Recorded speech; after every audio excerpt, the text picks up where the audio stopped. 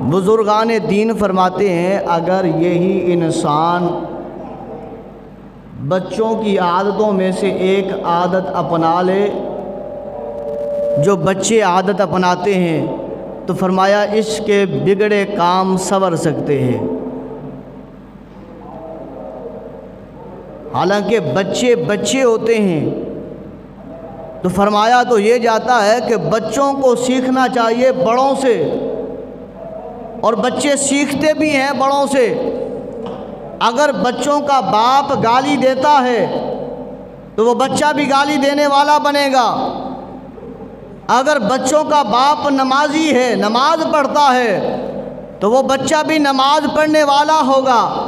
अगर बच्चों का बाप कुरान से मोहब्बत करता है, कुरान वाले से मोहब्बत करता है, कुरान को पढ़ता है, कुरान को सीने से लगाता है, तो याद रख लें वो बच्चा भी कुरान को पढ़ने वाला बनेगा, बच्चा भी कुरान को सीने से लगाने वाला बनेगा, और बच्चा भी कुरान वालों का अदब एहतराम करने वाला नज़र आएगा। अगर यही बाप अगर ये शराबी है, शराब पीता है, तो याद रख लें अपने बच्चे को वो नेकी के रास्ते पर जितना लगाना चाहे लगा ले, पर वो बच्चा भी शराब पीने वाला बन जाएगा। ये अगर बाप झूठा है, बच्चे के सामने झूठ बोलता है, तो ये बच्चा बाप की तरह झूठ बोलने वाला बन जाएगा। अगर यही बाप सौदागर है, अच्छा सौदा करने वाला है, शरीयत मुतहरा पर चलने वाला है, तो फरमाया ये बच्चा भी शरीयत मुतहरा पर चलने वाला नज़र आएगा। अगर बाप सूद खोर है तो ये बच्चा भी सूद खोर बनेगा। अगर बाप जिना करने वाला है तो फरमाया ये बच्चा भी जिना करने वाला बन जाएगा।